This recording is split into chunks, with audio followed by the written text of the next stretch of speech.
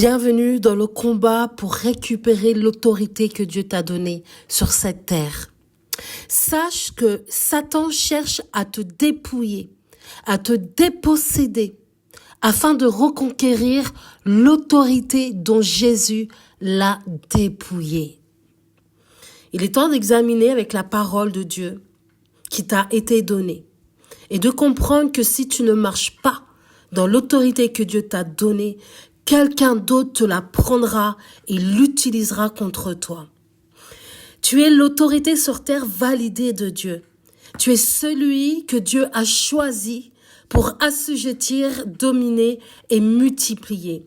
Il est important, en premier lieu, de comprendre qu'en tant que chrétien, enfant de Dieu, croyant en Jésus-Christ, tu occupes une demeure où tu as une position dans l'esprit. Avec cette position vient l'autorité. Et cette autorité que tu as, c'est ce que l'ennemi convoite. Si Satan parvient à te faire lâcher cette autorité que Dieu t'a donnée, il te la prendra et il l'utilisera contre toi. C'est pour ça qu'il est important pour toi aujourd'hui de marcher dans toute l'autorité que Dieu t'a donnée. Pour toi, pour ta famille, pour tes enfants, pour ta génération. Alors, quelle est ta place d'autorité sur cette terre? La parole de Dieu nous donne plusieurs passages qu'il est important que tu connaisses. Le premier verset que tu devrais te citer à toi-même et confesser chaque matin se trouve en Luc 10, 19. Voici, je vous ai donné le pouvoir de marcher sur les serpents et les scorpions et sur toute la puissance de l'ennemi. Rien ne pourra vous nuire. Je t'invite maintenant en Apocalypse 5, 10. Tu as fait d'eux un royaume et des sacrificateurs pour notre Dieu, et ils régneront sur la terre. Ce verset te parle d'autorité. Ce verset te parle de ton identité. En Apocalypse 3, 21, celui qui vaincra, je le ferai asseoir avec moi sur mon trône, comme moi j'ai vaincu et me suis assis avec mon Père sur son trône. Nous sommes dans des temps où tu dois vraiment apprendre à connaître l'autorité spirituelle que Dieu t'a donnée en tant qu'enfant de Dieu. Dans une précédente vidéo, je vous invite à l'écouter, où je parle de la mère de tous les vivants. Je parle de la chute de Ève et Adam. Et la dernière fois, dans cette vidéo, je vous parlais de Ève. Là, aujourd'hui, j'ai envie de vous parler d'Adam.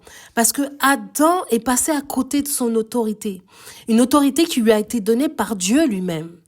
Au commencement, Dieu lui a dit, tu vas devoir veiller sur le jardin d'Éden.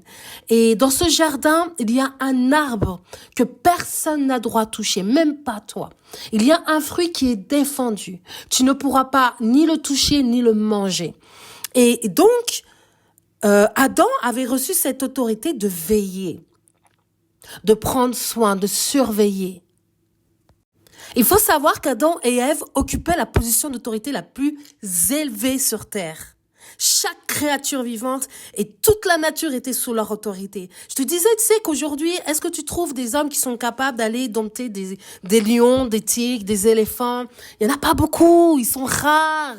Et franchement, moi, quand je regarde certains leaders comme ça qui ont des zoos ou qui ont des animaux où ils ont réussi à dominer sur eux, je trouve ça juste incroyable. Ils ont capté une clé du royaume. C'est moi qui domine, ce n'est pas l'animal. Et donc, tout leur était soumis. La nature, les créatures vivantes qui se mouvaient autour d'eux, ils avaient l'autorité sur ces choses-là. Écoute en Genèse 1, 26 ce qui s'est passé.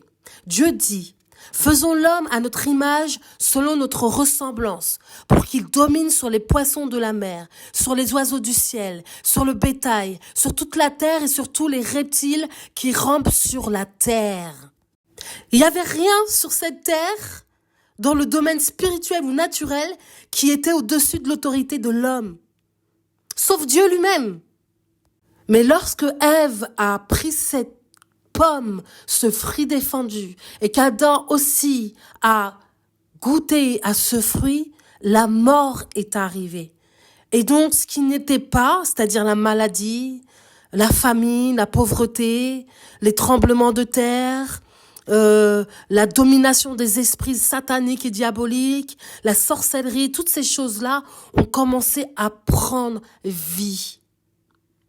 Et à ce moment-là, ils ont cédé leur autorité, ils ont cédé leur demeure, ils ont cédé la terre à l'ennemi. Dieu avait confié l'autorité à Adam sur le jardin d'Éden. Il devait dominer dessus. Mais à cause de leur péché, il a perdu cette autorité en faveur de Satan. Tu sais, quand tu y repenses et que tu revois un peu Noé avec son bateau et toute sa famille embarquée avec des animaux sauvages, tu te dis mais comment ils ont pu voyager sans qu'il y ait de problème? Tu sais, sans que les animaux entre eux se dévorent, sans que les lions mangent, je sais pas, les antilopes, sans que les éléphants se battent avec les rhinocéros. Bref, qu'est-ce qui se passait pendant ce voyage? Je pense qu'il y avait une espèce d'autorité spirituelle que Dieu avait ordonnée spirituellement aux animaux. Et donc, il n'y avait pas cette envie de dévorer un autre animal. Chacun restait à sa place. Le lion, il mangeait pas les autres animaux. Le cobra ou d'autres serpents, ils mordaient pas au point de faire mourir les gens. Tu vois, chacun restait à sa place. Mais après la chute, les animaux ont commencé à devenir des animaux dangereux. Et c'est la peur, la crainte, l'inimitié qui a commencé à s'instaurer entre l'homme et les animaux, sur lesquels normalement ils étaient censés régner autrefois.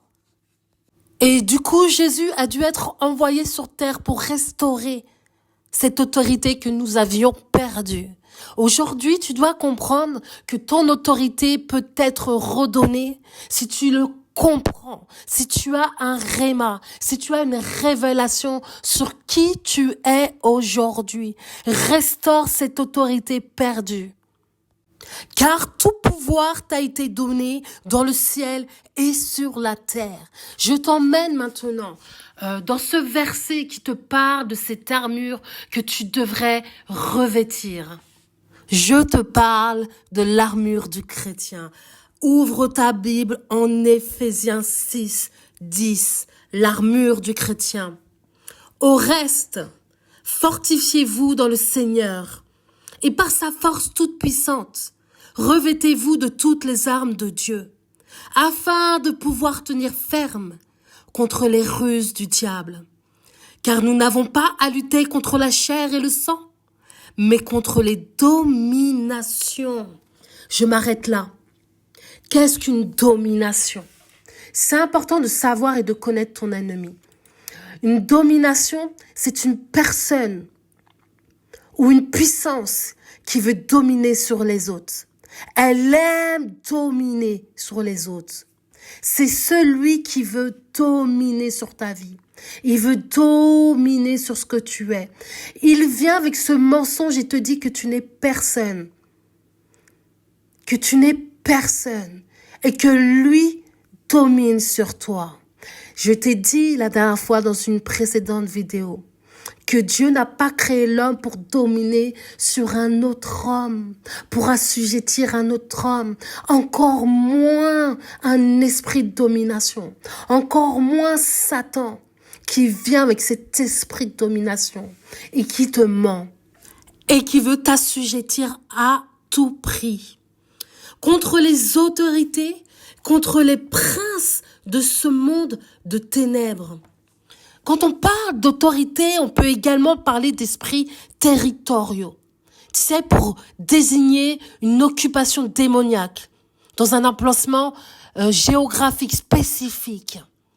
Il est important que tu comprennes qu'il va falloir que tu luttes contre certains esprits dans ta ville, dans ton département, là où tu habites. Parce qu'ils sont là, ils mouvent et ils influencent contre les principautés. Les principautés, ce sont des puissances, des anges déçus. Tu sais, ce sont des anges qui ont été jetés du ciel avec Satan et qui ont un niveau d'autorité encore un petit peu sur cette terre. Ils sont, tu sais, au-dessus des démons. Donc, tu ne luttes pas contre la chair et le sang, Mais contre ces principautés-là, contre ces puissances, contre ces princes des ténèbres de ce siècle, contre les armées spirituelles de la méchanceté dans les lieux célestes. Ça me fait penser à un épisode dans Le Seigneur des Anneaux, où il y avait un roi qui régnait, dans une région. Il gouvernait dans une région. C'était lui l'autorité, c'était le roi de cette région. Donc c'était donc la principauté, normalement, légale de cette région. Mais ce roi avait quelque chose sur lui depuis plusieurs années sur lui, comme un esprit, comme une principauté qui était venue dans son corps et qui l'avait mis inerte. Le gars, il bougeait plus de son siège. Si vous avez vu le film, vous savez de quoi je parle. Il bougeait plus de son siège. Et il y a le grand Dave qui arrive, qui est un peu la figure qui représente Dieu, qui représente un peu Jésus dans cette série. Et il arrive avec son bâton et il délivre ce roi. Et soudainement, le roi est délivré. Et l'esprit qui était sur lui, cette principauté qui était là, qui voulait gouverner à la place de ce roi, il s'en va. Il est chassé de ce corps. Et ce roi rajeunit. Parce qu'il était tout vieux, il était tout ridé, il était tout là. Et il contrôlait plus rien. Et donc, il rajeunit. Et hop, il reprend vie. Et il comprend pas ce qui s'est passé. Mais pendant combien de temps j'étais en sommeil? Depuis combien de temps je dormais? Et Gandalf, il lui dit, depuis trop longtemps, mon roi. Et donc, il est délivré et ça me fait penser un peu à ça. Il y a des endroits où, voilà, il y a des esprits qui contrôlent des gens. Il y a des esprits qui sont sur les gens. C'est pour ça que tu dois comprendre que tu ne te bats pas contre la chair.